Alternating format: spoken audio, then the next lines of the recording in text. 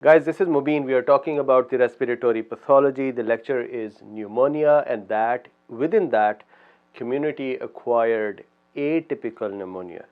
We have already done typical pneumonia, so this is atypical. First of all, let's see what is the presentation of the patient that comes to you with the community acquired this pneumonia.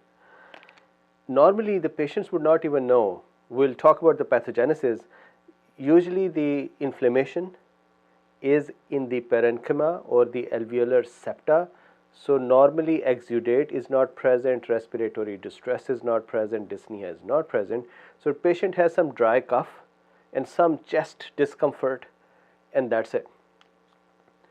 A little more will be that patient has upper respiratory tract common cold symptoms.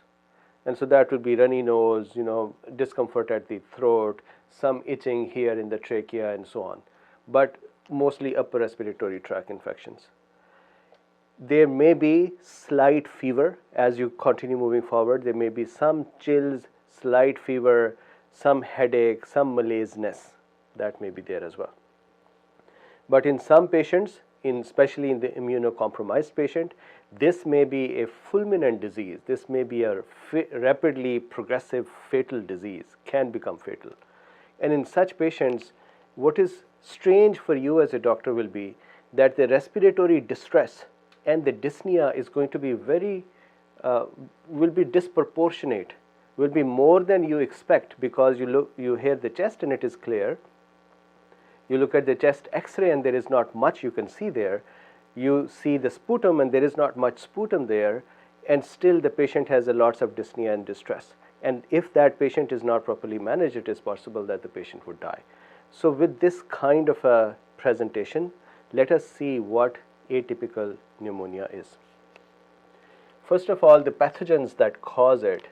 There are primarily, it is usually viral, and then there are bacteria that are involved as well. However, please keep in mind that when there is viral upper respiratory tract infection, common cold, then there is a secondary bacterial infection that is possible in the lungs, causing bacterial pneumonia as well. This is why the community acquired pneumonias are actually classified into two groups: community acquired bacterial or typical pneumonias, and community acquired non-typical and non-bacterial, because primarily the pathogens are viruses. Although, as you can see here, Mycoplasma, Coxiella, burnetti, and Chlamoydophila pneumoniae are bacteria or tiny bacteria that are also involved in this. Now remember this, Mycoplasma and the Chlamoydophila pneumoniae are both treatable causes of atypical pathogens or atypical pneumonia. This is why if you have a patient who you suspect has atypical pneumonia and you have to quickly take care of the patient is going in distress, then you at least start with macrolides, because macrolides would treat both of these treatable causes of atypical pneumonia. If there is anything else, these are viruses, you can't really do much about that, although nowadays you can give antivirals as well. So on the viral side, which is more prevalent, influenza, common flu, type A, B, and C, and mostly type A, Rhinovirus, coronavirus, Rubella, Adenovirus, and Varicella. Now, atypical pneumonia is usually the pneumonia of the children and young adults. Mostly it affects the patients who are lesser than 40 years of age, and most of the time in the community setting, for example, schools, prisons, shelters, and such other places. Now, what happens? What is the difference of the atypical pneumonia compared to typical? We know that in the typical pneumonia, the pathogen, the bacteria, they reach the alveoli and they start inflammation and damage in that, and so alveoli become filled with fluids and exudates and the inflammatory cells, and that is the consolidation that happens. This is bacterial pneumonia,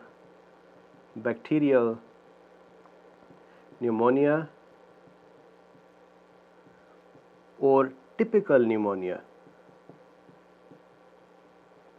However, in the atypical pneumonia, the damage is not in the alveoli. Instead, the respiratory pathogen or the virus or the bacteria, what that does is it hangs on to the respiratory epithelium of the airway passages, bronchi and bronchioles. So it gets stuck there. Once it is stuck there, what it does is it enters the cell or it destroys the cell. If it is not intracellular, if it is not a virus, then it would start destroying the cell and then it would enter the parenchyma. So it is not alveolar, intra-alveolar pathogen. It is a pathogen that is now damaging the respiratory pathway. When it causes the damage there, that is where the patient has the cough. But there is not enough inflammation, there is not enough exudate that patient has sputum.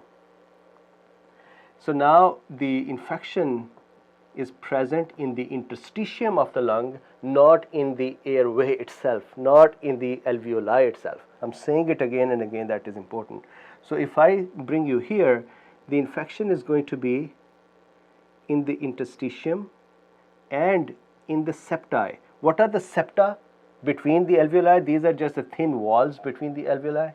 These thin walls will become inflamed and they'll be filled up with what? There will be mononuclear infiltrate. Remember that with viral infections, normally T cells and B cells and natural killer cells react more than the neutrophils and other. So mononuclear infiltrate will be seen here in the septa. So if these are the septum, in the septum you'll see mononuclear infiltrate.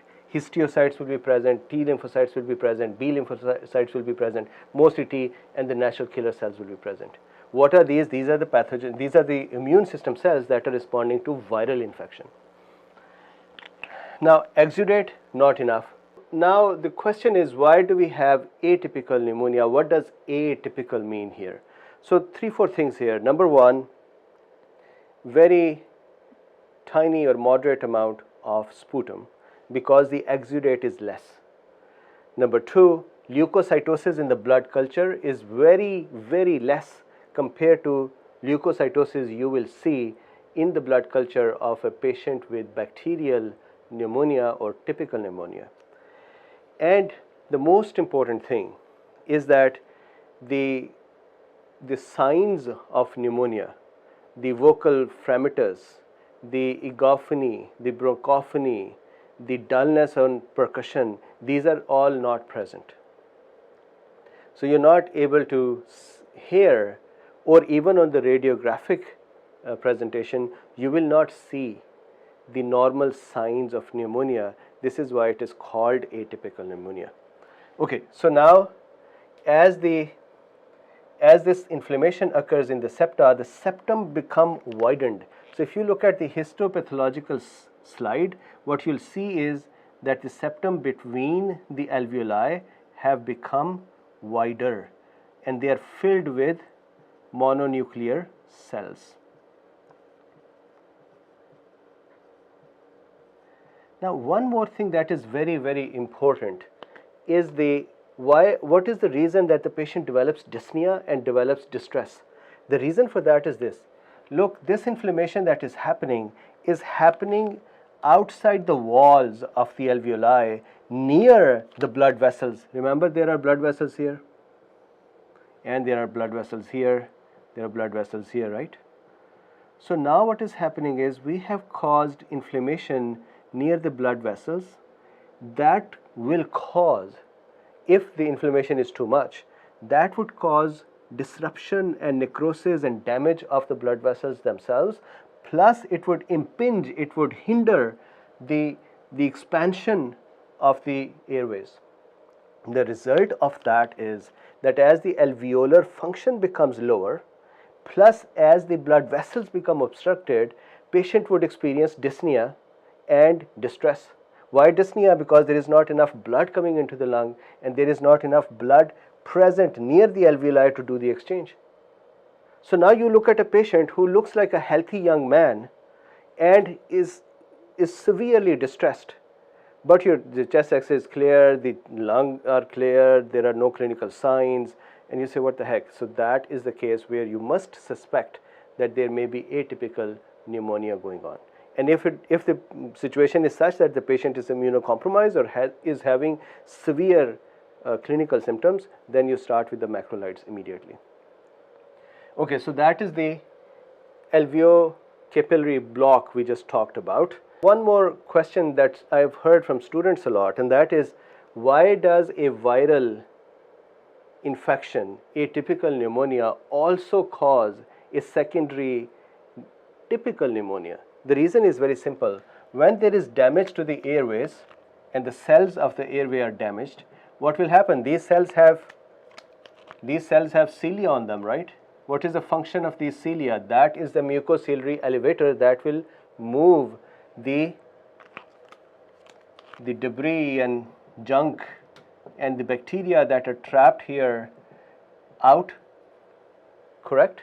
If this mucociliary elevator, if this clearance mechanism has become damaged because there is some virus sitting here damaging these cells, then do you think that the mucociliary elevator will be performing efficiently? No. When it is not performing efficiently, then there are going to be lots of pathogens that will get trapped underneath because they are coming in with our respiration, with our breathing, and now they are trapped here, and these would start the secondary bacterial infections. So that is the reason why in atypical pneumonia, a secondary typical pneumonia can occur. Now we are talking about the influenza virus and the bird flu H5N1. So look, the influenza virus, the flu virus, the normal common cold flu virus, what that virus is, it is actually a spherical virus with a lipid bilayer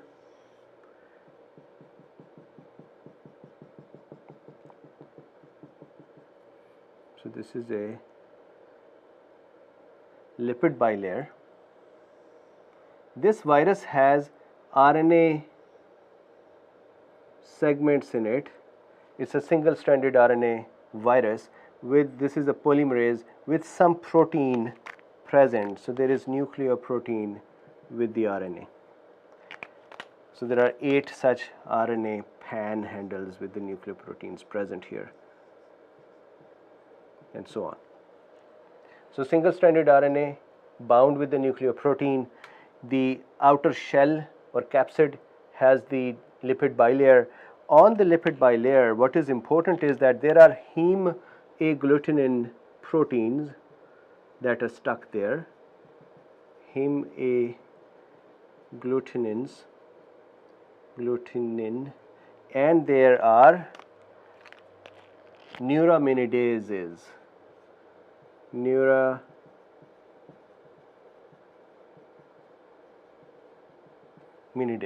So some neuraminidase are present out there, and then heme agglutinins are present. Now the virus type is determined by the nucleoprotein and the RNA. So from there we have type A, B, and C. It is the type A which infects the humans, pigs, horses, poultry, and so on. And so that is what is important for us to understand. The subtype, for example, we say influenza virus A, H1N1. So H1 stands for hemagglutinin 1, and neuraminidase N1 would stand for neuraminidase type 1. So type is given by the RNA and nucleoprotein. The subtype is given by hemagglutinin and neuraminidase antigens present on the virus. Of course, there are pores which would allow the ionic activity and so on. So there are other structures there as well. Now this virus, remember one thing here, H5N1 is the bird flu virus. That is a subtype that caused the bird flu. It is the one in Asian countries that it was in the poultry and it caused a disaster in the poultry, plus it had a potential to jump to humans as well, so that is why it is dangerous too. Now in the developed countries, it is really, this virus causes on the extremes of ages, that means young babies, and that means babies are young, and that means elderly, they normally get infected by the influenza virus. Now this virus can have a drift and a shift.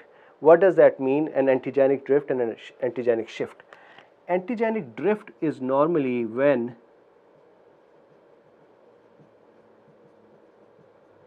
some neuraminases and some heme agglutinants change slightly. And what happens is that the virus was actually known by our immune system, but with those small changes, our immune system cannot recognize it anymore, but somebody else's immune system will be able to. So if I'm standing next to somebody and somehow their aerosol or their exhale, their breath reached mine and went in, and the virus went into my respiratory tract and got lodged into the upper airways, hopefully my immune system can recognize it. So that is called the antigenic drift, where there is mild change. In case of antigenic shift, what happens is, antigenic shift, that's a large change. So what happens is, normally in the birds or in the poultry or in the animals, the H1, the heme agglutinins and neuraminidase are totally replaced by the RNA segment recombination from the other viruses present in the animals. And now those new H's and new N's are so different that there is a large change in the virus makeup, and our immune systems get totally deceived, and these kind of viruses can then become epidemic, can cause epidemics. So because the extremes of ages are susceptible to this virus, normally there are good vaccines available that can protect the young ones and the elderly. Okay, so that is about the influenza virus. Continuing with the atypical pneumonia, now we are talking about the SARS or severe acute respiratory syndrome. So the virus, the coronavirus type that caused this, appeared in 2002, and it appeared in the Guangdong province of China. From there it actually traveled to Singapore, Taiwan, and finally it reached Toronto as well, really next door, and it caused lots of deaths at that time, and it became an epidemic. Interesting thing is that the virus was actually present in the masked palm civets. So civets are small animals, I think smaller than the cats, and these animals have this virus.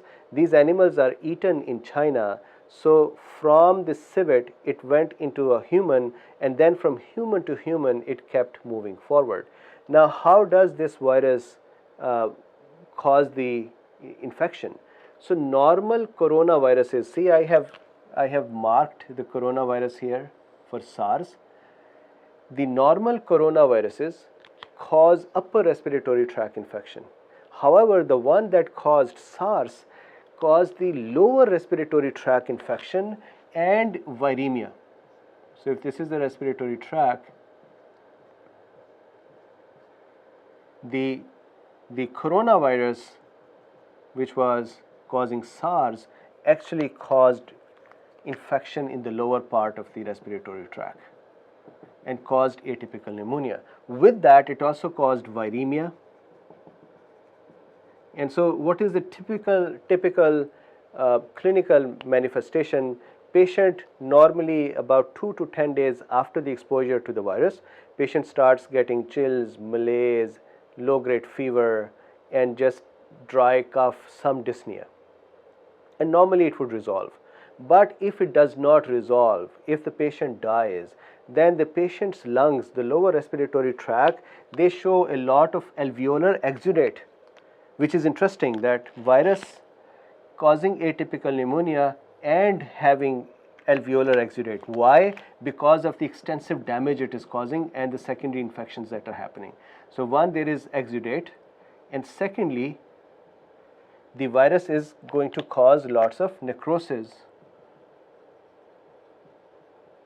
and the damage in the lower respiratory tract, and the most important thing is that you would see giant cells.